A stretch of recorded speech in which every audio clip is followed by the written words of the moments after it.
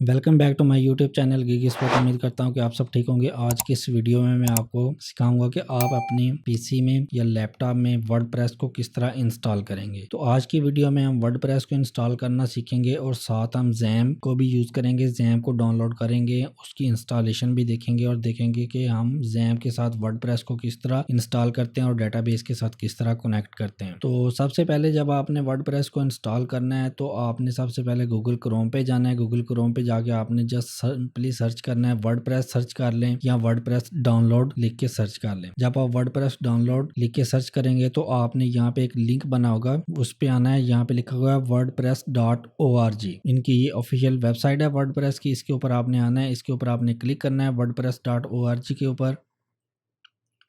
ये वाली वेबसाइट आपके सामने ओपन हो जाएगी। ये इनकी ऑफिशियल वेबसाइट है। यहाँ से आपने डाउनलोड वर्डप्रेस इसके ऊपर क्लिक करना है। ठीक है, ये डाउनलोड वर्डप्रेस जो भी करंट वर्जन चल रहा होगा उसका वो आपने डाउनलोड कर लेना है। इसके ऊपर जब आप डाउनलोड के ऊपर क्लिक करेंगे तो ये डाउनलोड होना स्टार्ट हो जाएगा। ठीक है, ये मेरा ऑलरेडी डाउनलोड हो चुका है तो मैं इसको यहाँ से कैंसिल कर दूंगा। जब आप इसके ऊपर क्लिक करेंगे तो वो डाउनलोड हो जाएगा। इसके बाद नेक्स्ट जो ऑप्शन है वो हमारा है, वो हमने साथ XAMPP को यूज़ करना है लोकल होस्ट के लिए, क्योंकि अभी हम वर्डप्रेस को ऑनलाइन सर्वर के ऊपर जो है वो इंस्टॉल नहीं कर रहे। ऑनलाइन सर्वर के ऊपर आपने किस तरह होस्टिंग और डोमेन लेके कनेक्ट करना है और ऑनलाइन इसको लाइव कैसे इंस्टॉलेशन करनी है वो हम एक सेपरेट वीडियो में देखेंगे। आज की वीडियो में मैं आपको बताऊंगा कि आप लोकल होस्ट यानी कि अपने लैपटॉप में या अपने पीसी में किस तरह वर्डप्रेस को इंस्टॉल करते हैं और लोकल होस्ट पे आप वर्डप्रेस को किस तरह यूज़ करेंगे। तो अभी हमने वर्डप्रेस को डाउनलोड कर लिया है। उसके बाद नेक्स्ट जो हमारी चीज़ है वो हमने डाउनलोड करना है XAMPP को। XAMPP को डाउनलोड करने के लिए जस्ट आपने गूगल क्रोम पे आना है। यहाँ पे आपने XAMPP लिखना है, XAMPP डाउनलोड लिखेंगे। ये सबसे पहले उनकी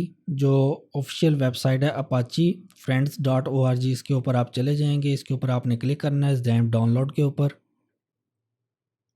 ये वेबसाइट जब ओपन हो जाएगी तो यहाँ से जो भी आपके सिस्टम का वर्जन होगा वो आप उसके लिए यूज़ कर सकते हैं। XAMPP विंडो के लिए आप यूज़ करना चाहें, लिनक्स के लिए, OS के लिए, जो भी प्लेटफॉर्म है आप यहाँ से डाउनलोड कर सकते हैं। ठीक है, तो हमारा विंडो का केस है तो अभी हम विंडो के लिए इसको डाउनलोड करेंगे। यहाँ पे जितनी भी वर्जन दी हुई हैं उनमें से आप जोन सी भी डाउनलोड करना चाहें वो डाउनलोड कर सकते हैं। ठीक है, जो भी करंट वर्जन आपने यूज़ करनी है वो आप यहाँ से डाउनलोड कर सकते हैं। ठीक है, ये जस्ट आपने डाउनलोड के ऊपर क्लिक करना है तो ये डाउनलोड हो जाएगा। XAMPP जब आपका डाउनलोड हो जाएगा तो उसको जस्ट आपने इंस्टॉल कर लेना है। इसकी जो जिप फाइल होगी उसको आपने अनजिप कर लेना है और इंस्टॉलेशन के लिए सिंपल जिस तरह आप कोई भी सॉफ्टवेयर इंस्टॉल करते हैं जस्ट नेक्स्ट नेक्स्ट करना है तो वो डायरेक्ट आपका C में इंस्टॉल हो जाएगा। अगर XAMPP जब आप इंस्टॉल करते हैं, जब C फोल्डर में आप इंस्टॉल करते हैं, जाहिर सी बात है वहाँ पे आपकी विंडो भी इंस्टॉल हुई होगी। अगर XAMPP आप इन C फोल्डर में इंस्टॉल कर रहे होंगे, वहाँ पे अगर आपको किसी किस्म का इशू आ जाता है, मैं अभी आपको दिखा भी देता हूँ। ये वाली C ड्राइव जो होती है, C ड्राइव में अगर आप इंस्टॉल करेंगे तो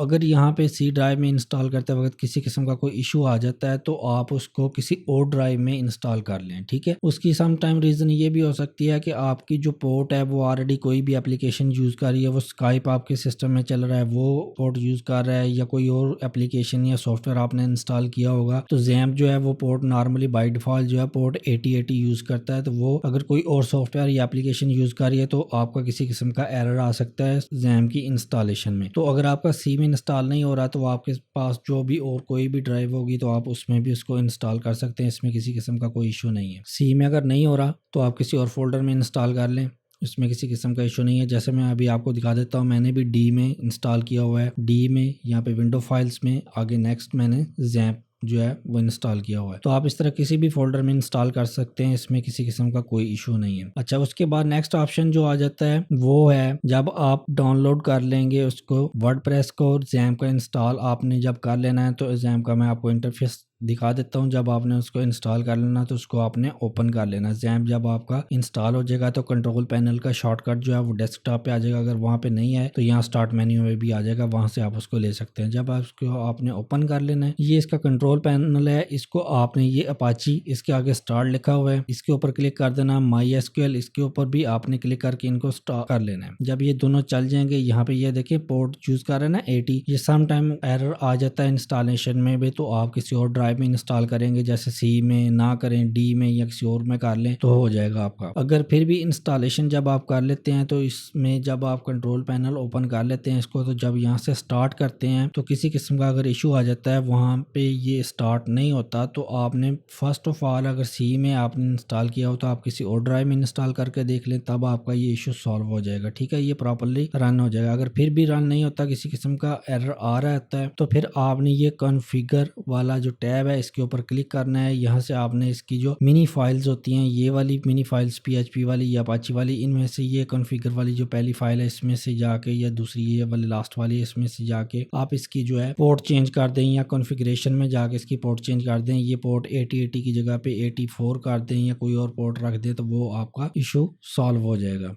इसको आपने स्टार्ट कर लेना है। रन हो गया हमारा। अभी हमारा जो नेक्स्ट है वो हमने वर्डप्रेस इंस्टॉल करना है। वर्डप्रेस इंस्टॉल करने के लिए अभी हमने जो वर्डप्रेस डाउनलोड किया था वो हमारा इधर वर्डप्रेस डाउनलोड हो चुका है। इसको मैं अनजिप कर लेता हूँ। ये हमारा वर्डप्रेस जो है अनजिप हो चुका है। ठीक है, इस फोल्डर को, ये जो अभी हमने अनजिप किया है वर्डप्रेस का, इसको हमने लेके जाना है जैम में। जैम जहाँ पे इंस्टॉल हुआ होगा उसमें हमने जाके इसको प्लेस करना है। इस फोल्डर को मैं यहाँ से कॉपी कर लेता हूँ। अभी मेरा जो जैम है इंस्टॉल वो मैंने डी ड्राइव में किया हुआ है, आपने टी में किया हो या किसी और ड्राइव में किया हो या सी में किया होगा, जहाँ पे भी आपका जैम इंस्टॉल हुआ होगा वहाँ पे आपने जाना है। मैं डी में चला जाता हूँ। ये मेरा यहाँ पे जैम इंस्टॉल हुआ है। क्या, इसके ऊपर मैं क्लिक कर लूंगा। यहाँ पे आपने जब जैम वाला फोल्डर ओपन कर लेंगे तो यहाँ पे आपने HD docs ये इस नाम का एक फोल्डर होगा, इसको आपने ओपन कर लेना है। यहाँ पे आपने वो जो वर्डप्रेस वाला है फोल्डर उसको यहाँ पे पेस्ट कर देना है। ये यहाँ पे वर्डप्रेस का फोल्डर जो भी है ये यहाँ पे पेस्ट हो चुका है। हमारा जैम भी इंस्टॉल हो चुका है और अभी हमने वर्डप्रेस का जो भी फोल्डर था उसको भी हमने जैम के फोल्डर में HT Docs नाम का जो फोल्डर था उसमें हमने रख दिया। अब नेक्स्ट ऑप्शन जो है इसका, वो हमने इसको इंस्टॉल करना है। तो अभी हम चल जाते हैं गूगल क्रोम पे चले जाते हैं, या जो भी ब्राउजर आप यूज कर रहे हैं वो आप यूज कर सकते हैं। ठीक है, अभी यहाँ पे इसकी इंस्टॉलेशन से पहले हमने एक डेटाबेस क्रिएट करना होता है। डेटाबेस क्रिएट करने के लिए या तो आप यहाँ पे PHP my admin लिख लें। PHP my admin जब आप करेंगे तो उसको PHP my admin आप ओपन कर लें। यहाँ से भी आप कर सकते हैं PHP my admin को ओपन, या फिर आप अगर यहाँ से आपका PHP my admin नहीं ओपन हो रहा, या फिर दूसरा तरीका ये है कि आप जब आपने ये जैम इंस्टॉल किया हुआ है इसको कंट्रोल पैनल जब आप ओपन करेंगे तो ये वाला एडमिन यहाँ पे लिखा हुआ है, इसके ऊपर आपने क्लिक करना है। ये डायरेक्टली आपको PHP my admin के होम पेज पे ले जाएगा। जब आप नॉर्मली सर्च करेंगे PHP my admin इस तरह का आपका इंटरफेस आ जाए, ठीक है, ना आए तो फिर आपने यहाँ से जो भी कंट्रोल पैनल है जैम का, इसमें आपने ये जो एडमिन वाला बटन बना हुआ है इसके ऊपर आपने क्लिक करना है। ये आपको ये PHP my admin वाले पेज के आपको ऊपर ले आएगा। यहाँ पे आपने PHP my admin के ऊपर क्लिक करना है।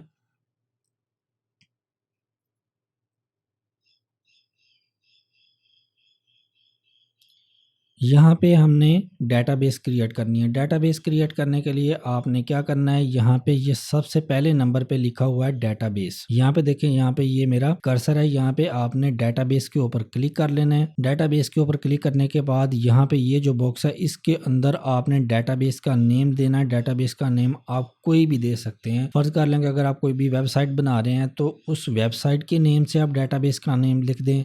जैसे कि फ़र्ज़ कर लो कि अगर आप ई-कॉमर्स की वेबसाइट बना रहे हैं, उसका कोई भी आपने नाम लिखा हुआ है, या कोई भी बिजनेस वेबसाइट या किसी किस्म की भी वेबसाइट बना रहे हैं, आपने अपनी वेबसाइट का जो भी नेम रखा हो उसी नेम से आप डेटाबेस क्रिएट कर लें, या किसी और नेम से भी आप डेटाबेस क्रिएट कर सकते हैं, वो आपकी मर्जी है। यहाँ पे मैं फ़र्जी जो आपको एक डेटाबेस क्रिएट करके दिखाता हूँ। मैंने ऑलरेडी डेटाबेस क्रिएट किया हुआ है। यहाँ पे ये पहले नंबर पे देखें ई-कॉमर्स, ये ई-कॉमर्स डेटाबेस जो है ये मैं यूज़ करूँगा वर्डप्रेस के लिए। तो यहाँ पे मैंने ऑलरेडी क्रिएट किया, लेकिन मैं आपको अभी डेटाबेस क्रिएट करना सिखा देता हूं। यहां पे मैं जस्ट लिख देता हूं टेस्ट डेटाबेस,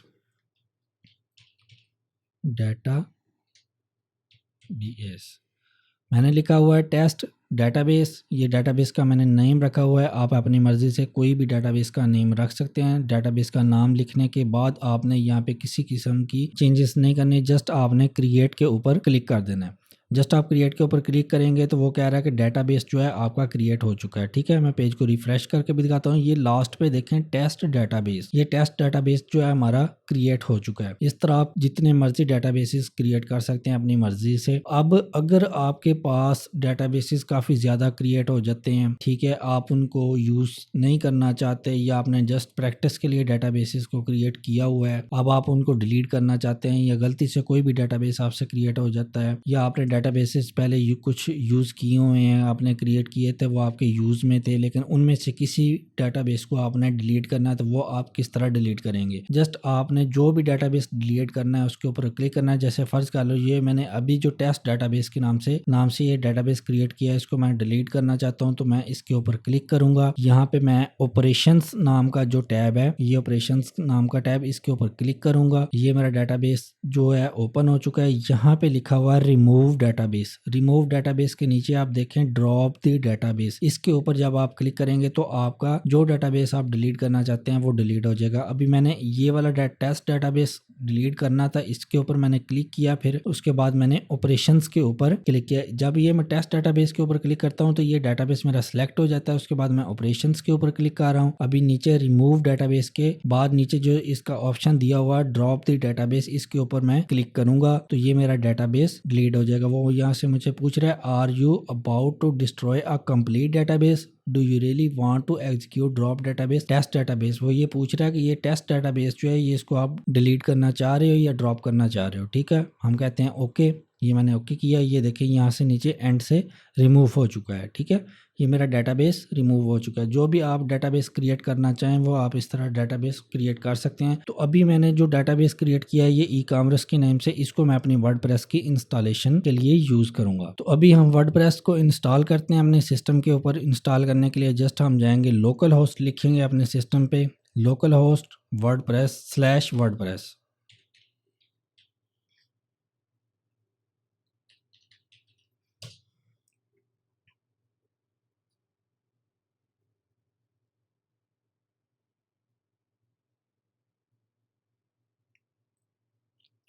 ये देखिए मैंने लिखा हुआ था लोकल होस्ट स्लैश वर्डप्रेस। तो उसके बाद ये वर्डप्रेस की इंस्टॉलेशन का प्रोसेस जो है वो स्टार्ट हो चुका है। यहाँ पे आपने लैंग्वेज सेलेक्ट कर लेनी है जिस लैंग्वेज को आपने यूज़ करना है। तो अभी हम इंग्लिश लैंग्वेज यूज़ करेंगे। ये मैंने इसको सिलेक्ट किया। उसके बाद आपने कंटिन्यू के ऊपर क्लिक करना है। यहाँ पे वो पूछ रहा है कि डेटाबेस की जो इंस्टॉलेशन के बारे में चीज़ें, वो बता रहा है कि ये चीज़ें आपने देनी है। यहाँ पे database name, user name, password, host, ये सारी चीज़ें आपने देनी है। तो यहाँ पे हम लेट्स गो के ऊपर क्लिक करते हैं।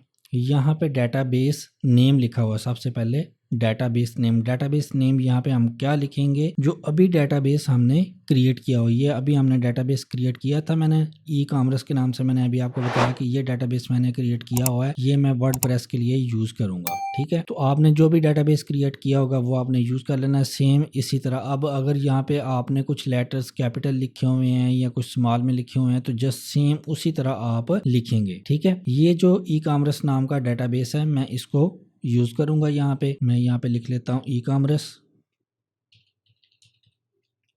उसके बाद यूजर नेम वो पूछ रहा है योर डेटाबेस नेम, यहाँ पे मैं रूट लिख देता हूँ।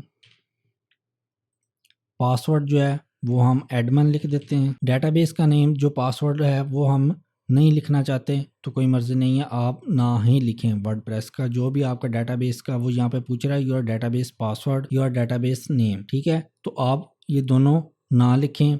अगर आपने लिखने हैं तो वो लिख सकते हैं, आपकी मर्जी है। पासवर्ड आप ना लिखें, जस्ट यूज़र नेम की जगह पे आप रूट लिख दें।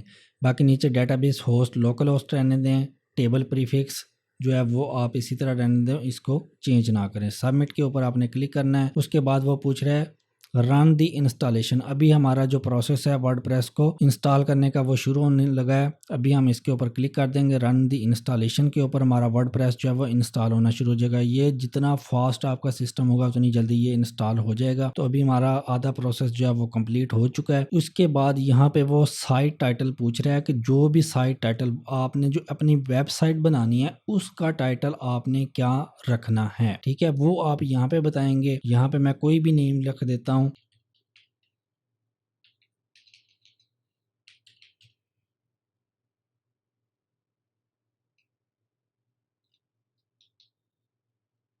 यहाँ पे मैं वर्डप्रेस ही लिख देता हूँ, ठीक है। चले मैं कोई भी वेबसाइट का नेम लिख देता हूँ, या आप ये ना कहें कि आपने वर्डप्रेस से लिख दिया है, हम किसी और वेबसाइट बनाना चाह रहे थे तो उसका हमने नाम लिखना था। यहाँ पे मैं अपनी एक वेबसाइट का नेम लिख देता हूँ ताकि आपको समझ आ जाए कि आपने किस तरह चीज़ें लिखनी है।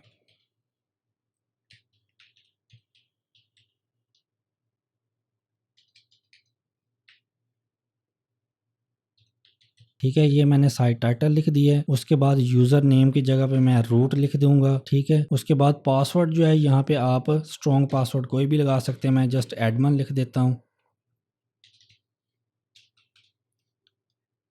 ठीक है।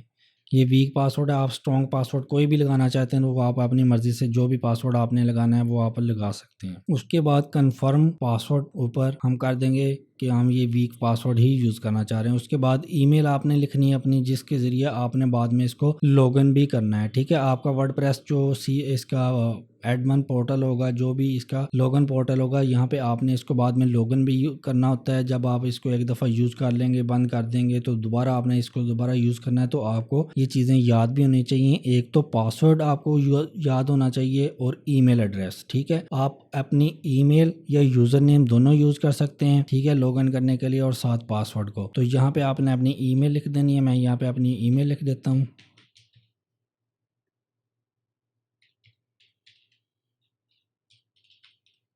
ये मैंने यहाँ पे ईमेल लिख दिया, ठीक है। उसके बाद यहाँ पे आपने किसी चीज़ को चेंज नहीं करना, जस्ट आपने इंस्टॉल वर्डप्रेस के ऊपर क्लिक कर देना है।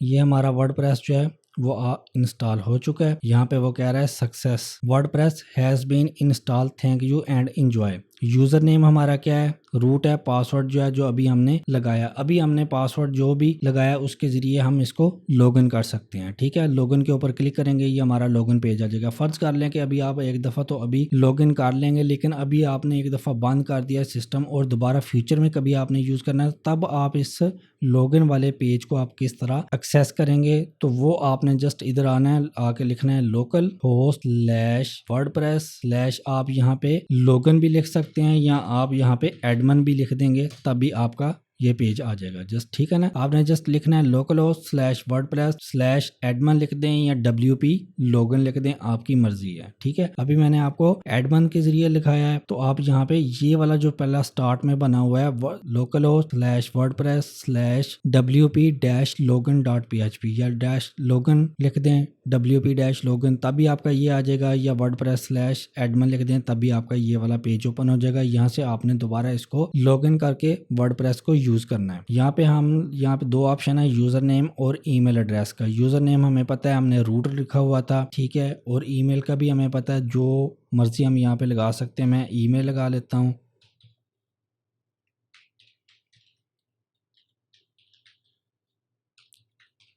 और पासवर्ड का हमने क्या रखा हुआ था, एडमन रखा हुआ था।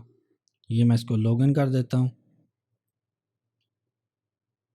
ये हमारा वर्डप्रेस जो है वो इंस्टॉल हो चुका है और ये चीज़ें ओपन हो चुकी हैं। अभी यहाँ पे जो भी मेन्यू दिया हुआ है, स्टार्ट में इतनी ज़्यादा चीज़ें दी हुई हैं, इनका क्या पर्पज़ है, इनको हम नेक्स्ट वीडियोस में यूज़ करना भी सीखेंगे। एक एक चीज़ को देखेंगे कि इनका क्या पर्पज़ है। ये होम का, पोस्ट का, मीडिया का, पेजेस का, कमेंट का, parents, plugin, users, tool, settings, ये सारी चीज़ें एक एक चीज़ें हम इनको देखेंगे। इनके ज़रिए हम वर्डप्रेस के ज़रिए ई-कॉमर्स वेबसाइट्स भी बनाना सीखेंगे, दूसरी वेबसाइट्स जो हैं बिजनेस वो भी देखेंगे, ऑनलाइन जो स्टोर्स होते हैं वो भी हम बनाना सीखेंगे, डिफरेंट तरह की चीज़ें देखेंगे। और इसके अलावा ये जो अभी जो है हम वेबसाइट्स बनाना सीखेंगे, इधर वर्डप्रेस के ऊपर थीम्स जो है, वर्डप्रेस की फ्री थीम्स और पेड थीम्स को लेके इसकी वेबसाइट्स बनाना सीखेंगे। और इसके अलावा जो है, अगर आपने थीम डेवलपमेंट सीखनी है, स्ट्रक्चर जो थीम डेवलपमेंट का होता है, बेसिक स्ट्रक्चर, जहाँ पे आपके पास एम्प्टी फाइल्स होती हैं PHP की, वो आपने थीम डेवलपमेंट सीखनी है, तो उसके ऊपर भी इंशाल्लाह मजीद वीडियोस आएंगी। थीम डेवलपमेंट आप किस तरह कर सकते हैं, थीम डेवलपमेंट जब आप करते हैं स्टार्ट से बेसिक स्ट्रक्चर जो लेके चलते हैं, स्क्रैच फाइल्स होती हैं आपके पास, सारी एम्प्टी फाइल्स होती हैं। ये जितने भी पेजेस इसमें बने होते हैं, अगर आप कोई भी वेबसाइट देखें उसमें होम पेज होता है, दूसरे पेजेस सर्विसेज पेजेस होते हैं, कॉन्टैक्ट अस के पेजेस होते हैं और बाकी पेजेस वगैरह होते हैं। तो ये पेजेस जो हैं, अगर आपके पास थीम बनी बनाई नहीं हुई है तो आपने एम्प्टी फाइल्स अगर पास हों तो वो आपने थीम डेवलपमेंट किस तरह सीखनी है, तो उसके ऊपर भी इंशाल्लाह मजीद वीडियोस आएंगी, डिटेल वीडियोस आएंगी। आप बिल्कुल जीरो से किस तरह खुद थीम को डेवलप कर सकते हैं वो भी हम चीज़ें देखेंगे। और इसके बाद एलिमेंटर के साथ भी हम देखेंगे, वो कॉमर्स भी देखेंगे और इसके अलावा बाकी चीज़ें जितनी भी पेंडिंग होंगी वो भी देखेंगे। अभी एक इशू जो है वो मोस्टली जो लोग फेस करते हैं वो ये करते हैं कि जब वो अपना एलिमेंटर को इंस्टॉल करते हैं तो वहाँ पे उनको इशू आता है। वहाँ पे वो जब किसी भी पेज को वो एडिट करते हैं तो वो पेज ओपन नहीं होता, वहाँ पे वो सिक्योर ऑप्शन आ जाता है, वो सेफ मोड का ऑप्शन आता है, सेफ मोड वाला ऑप्शन आता है कि अगर आप एलिमेंटर को सेफ मोड में ओपन करेंगे तभी वो चलता है, उसके बगैर वो नहीं चलता। तो ये एरर जो है वो काफ़ी लोगों को आता है। तो इसके ऊपर भी हम नेक्स्ट वीडियो में बात करेंगे। इसका जो सोल्यूशन होगा 100% जो सोल्यूशन होगा वो भी मैं आपको बताऊंगा, किस तरह आप उसको यूज़ कर सकते हैं और वो एरर जो है वो किस वजह से आता है, मोस्टली क्या क्या रीजंस हो सकते हैं, वो भी इंशाल्लाह हम नेक्स्ट वीडियो में देखेंगे। तो आज की वीडियो में इतना ही था। आपने इस वीडियो को लाजमी लाइक भी करना है, शेयर भी करना है, चैनल को लाजमी सब्सक्राइब करना है। तो मिलते हैं एक न्यू वीडियो में, तब तक के लिए अल्लाह हाफिज़।